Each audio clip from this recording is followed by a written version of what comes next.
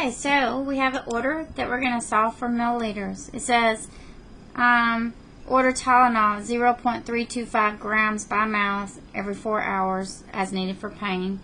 The supply is 325 milligrams per 5 milliliters, and it wants to know how much to administer in milliliters.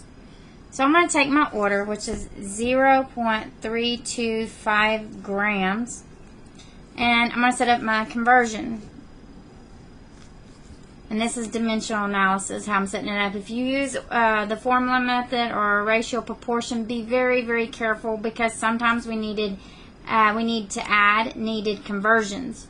And with the formula method and the ratio proportion method, it's not set up to add extra conversions.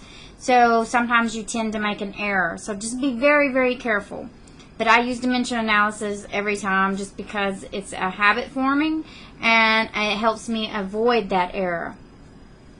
So I see I have a supply of 5 milliliters per 325 milligrams, and I'm putting the milliliters on top because that's what I want.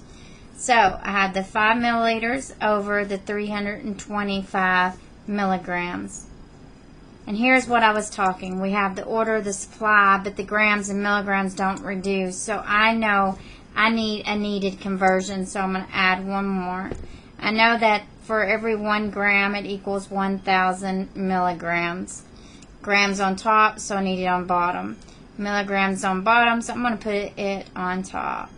So I got my needed conversion, and I can go through there saying gram reduced with gram, milligram reduced with milligram. I'm left with milliliters. My setup is good. So now I have 0.325 times 5 times 1,000, all divided by this 325. This is milliliters, and the end result is 5 milliliters.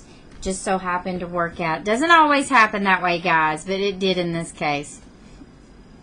And another shortcut to look at it, if I have 0.325 grams and I know that I need to reduce it with milligrams, if I multiply the number of zeros, move this decimal this direction, that many place, that ends up with 325 divided by 325.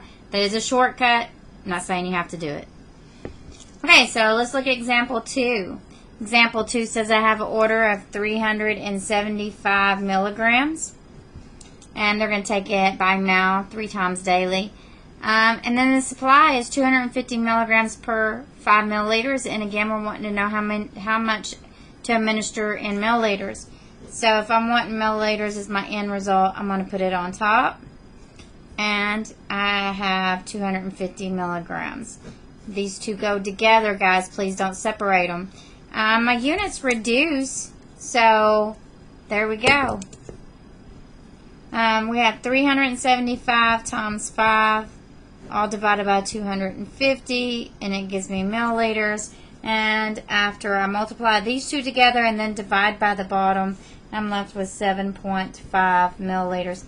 Guys, if you use the formula method, the only way that you're going to separate that is by moving that underneath here.